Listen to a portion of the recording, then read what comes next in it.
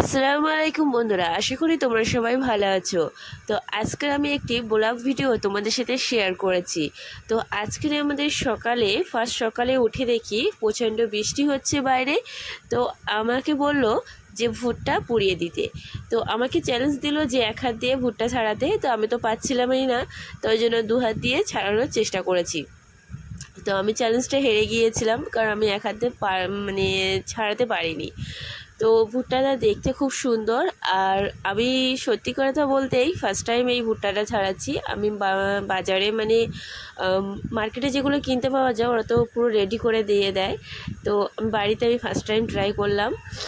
তো দেখতে খুব সুন্দর, কিন্তু ভিতরে দানা বলতে কিছু নেই সেরকম। আর দেখুন ভিতরে পুরো তো এত সুন্দর লাগছে, যেন সেই ময়ূরের পালকের মতন যে এটা আপনাদেরকে দেখাচ্ছি, কি দারুণ একটু দেখতে লাগছে। আমার তো শরীরটা খুবই খারাপ, বৃষ্টির জলে একটু ভিজেছি, তো শরীরটা খুবই খারাপ আছে, ওই জন্য ভালো করে ভিডিও ছাড়তে পারছি না। তো আজকে কি বললো যে সকালে যে নাস্তাটা শুরু করেছি, তো আমি ভাবছি যে আজকে সকাল থেকে আজকের ভোর দিনটা কী করেছি আপনাদের সাথে শেয়ার করব। তো ওই জন্য এই ব্লগটা তৈরি করা। আমি ছাড়িয়ে ফাইনাল লুকটা তোমাদেরকে দেখিয়ে দেব। তো ভিতরে অনেক এই যে শুসগুলো, এগুলোকে নাকি ফুল বলে, আমি ঠিক জানি না। তো আপনারা ভুট্টা কে কে বাড়িতে এভাবে পুড়িয়ে খেয়েছো আমাকে অবশ্যই জানাবে। তো আমি প্রথমে একটি রেডি করে নিয়েছি, পরেরটিও ঠিক এভাবে ছাড়িয়ে নেব। তো আমার মনে হচ্ছিল যে ওটা থেকে এটা হয়তো অল্প দানা আছে, কিন্তু এটাতে ওই চুল টাইপের যে ফুলের যে এগুলো কি সুন্দর, ওটা যেরকম লাগছিল এটাতে সেরকম ছিল না, কিন্তু এটাতে দানা ওর থেকে বেশি ছিল। তো আমি এটাকে ছাড়িয়ে রেডি করে তোমাদেরকে দেখাবো। তো আমার এই দুটো রেডি হয়ে গেছে। এবারে এই দুটোকে উনুনের ভালো করে আমি পুড়িয়ে নেব।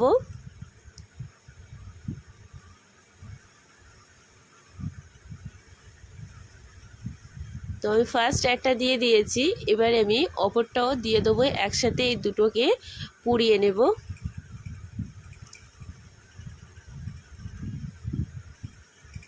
এটা যতক্ষণ রেডি হচ্ছে আমি ততক্ষণ একটি লেবু কেটে নেব। লেবু কাটার পরে আমি উনুনের কাছে দেখব যে এটা পুরোপুরি রেডি হয়ে গেছে কি।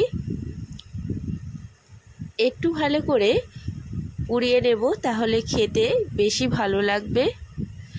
পোড়ানো রেডি হয়ে গেলে একটু বিট লবণ আর লেবু দিয়ে আমি এটাকে পরিবেশন করব। আপনাদেরকে পরিবেশন করে দেখাচ্ছি। এদিকে আমি সকালে নাস্তা করতে ব্যস্ত ছিলাম, আমার এই ছোট্ট সোনাদের কাজ করতে ব্যস্ত ছিল। মন খারাপ কেন? বাচ্চাদের আর কি কাজ, শুধু দুষ্টুমি ছাড়া আর কি করবে। তো ও এখন হাতে কাটা ফুটিয়ে চুপচাপ বসে আছে। ঘরেতে এসে দেখি চুপ করে এক করে বসে আছে। আমি জিজ্ঞাসা করলাম মনটা খারাপ কেন, তা কিছু বলছে না। যখন লাইটটা জ্বালালাম তখন হাসছে। হাতে দেখলাম বড় একটা কাঁটা ফুটে আছে, কিন্তু ঘরের অন্ধকারে হালকা লাইটের এতে কাঁটাটা দেখতেই পাচ্ছিলাম না। তারপরে একটি সুচ দিয়ে কাঁটাটিকে বার করে দিয়েছি। ভয়তেও কিছু বলতে পারছিল না যে আমার লাগছে কি লাগছে না, শুধু মাথা নাড়ছে আর গালটা হা করে আছে। মাঝে সাঝেও এদিকেও ফিরেও চাচ্ছিল না ভয়তে। আর ও ভয়তে এটাও বলতে পারছিল না যে আম্মু আমার লাগছে, কারণ ও তো অন্যায় করে ফেলেছে, যদি বলি তা আম্মু হয়তো আমার বকবে, এই কারণে। তো চলো এবারে তোমাদেরকে আরেকটি জিনিস দেখাবো। তো গ্রাম অঞ্চলে এই জিনিসটা প্রায় জায়গায় দেখা যায়, এটি হচ্ছে যোগ। আপনারা কে কে দেখেছেন জানি না, তো যেদিকেও দেখে থাকেন কমেন্টে অবশ্যই জানাবেন। শহরে এটা দেখতে পাওয়া যায় না, খুব কমই, কিন্তু গ্রাম অঞ্চলে বিশাল পরিমাণে দেখা যায়। এটা যদি আপনার শরীরে বসে কোথাও, তাহলে আপনার শরীর থেকে প্রচুর পরিমাণে রক্ত শোষণ করে নিতে পারে, এবং যেখানে বসবে সেখানে একটি দাগ চিহ্ন দিয়ে যাবে, সেখান থেকে সেই দাগটা কখনো যাবে না। তো ওরা যেখানে রক্ত খায় সেই জায়গাটা একটি ক্ষত চিহ্ন দিয়ে যায়।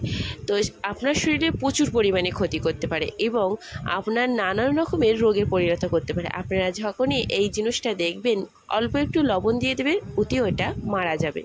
তো বিকেলের আমাদের শেষ ব্লগটা করলাম কাঁঠাল খেয়ে। তো আমাদের এই ব্লগটা আপনাদের কেমন লেগেছে অবশ্যই জানাবে। তো কাঁঠালটা ভেঙেছিল আমার হাজব্যান্ড। তো আমার মানে হাজব্যান্ড কাঁঠালটা ভাঙছিল, কারণ আমি তো পারি না কাঁঠাল ভাঙতে। তো আরও দুটো বসানো ছিল, আমাকে বলছে ওই দুটো ভেঙে দেখাও, বোরাকে দিয়ে দেবো। আমি বলছি আমার দ্বারা বাবা হবে না। তো আমাকে বলছে যে তুমি যদি কাঁঠাল না ভাঙতে পারো তাহলে এক পিস তুলে দেখাও। তো আমি কত সুন্দর আমার অভিজ্ঞতা আছে কাঁঠাল ভাঙার, সেটা তোমরা দেখলেই বুঝতে পারবে। তো আমি যে কাঁঠালটা তুলেছি তো অর্ধেকটা ভিতরে রেখেছি, অর্ধেকটা বাইরে রেখেছি। তো আমাকে বলছে তুমি 10-এ 1ও পাবে না। তো আমি বলছি কাঁঠাল খুব দুঃখ করছিল, তাই তাকে অর্ধেকটা দিয়েছি আর আমি অর্ধেকটা খেয়েছি। বৃষ্টির জলে কে কে ভিজে শরীর খারাপে পড়েছো আমার কমেন্টে অবশ্যই জানাবে। তো সবাইকে অসংখ্য ধন্যবাদ আমার এই ব্লগ ভিডিওটা শেষ পর্যন্ত দেখার জন্য। সবাই ভালো থাকবে, খোদা হাফিজ। আর যারা আমার চ্যানেলে নতুন আছো সাবস্ক্রাইব